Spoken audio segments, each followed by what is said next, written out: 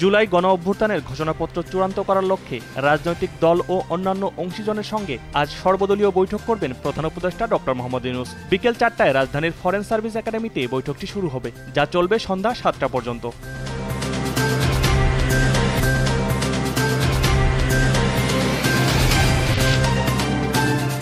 প্রায় ১৭ বছর পর আজ কারামুক্ত হবেন সাবেক স্বরাষ্ট্র প্রতিমন্ত্রী লুৎফুজ্জামান বাবর। দুপুরে কেরানীগঞ্জ কেন্দ্রীয় কারাগার থেকে মুক্তির পর তিনি নেতাকর্মীদের নিয়ে রাজধানীর জিয়া উদ্যানে শহীদ রাষ্ট্রপতি জিয়াউর রহমানের কবর জিয়ারত করবেন। এরপর তিনি তার গুলশানের বাসায় যাবেন।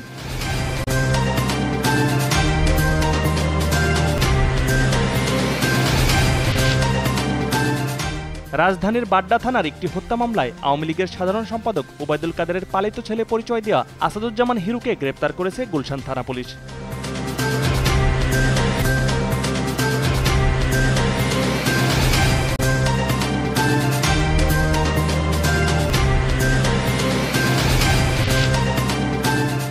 ফিলিস্তিনের অবরুদ্ধ গাজা ভূখণ্ডে দীর্ঘ ১৫ মাস ধরে চলা সংঘাতের অবসানে হামাস ও দখলদার ইসরায়েল যুদ্ধবিরতি চুক্তিতে রাজি হয়েছে বলে জানিয়েছে যুক্তরাষ্ট্র ও কাতার। যুদ্ধবিরতিতে সম্মত হওয়ার পরেও ইসরায়েলি হামলায় কমপক্ষে ৩০ ফিলিস্তিনি নিহত হয়েছেন, এ তথ্য জানিয়েছে সংবাদ মাধ্যম আল জাজিরা।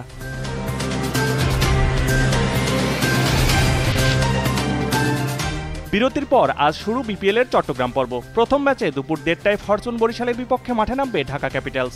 অপর ম্যাচে সন্ধ্যা ৬:৩০টায় চট্টগ্রাম কিংসের মুখোমুখি হবে খুলনা টাইগার্স।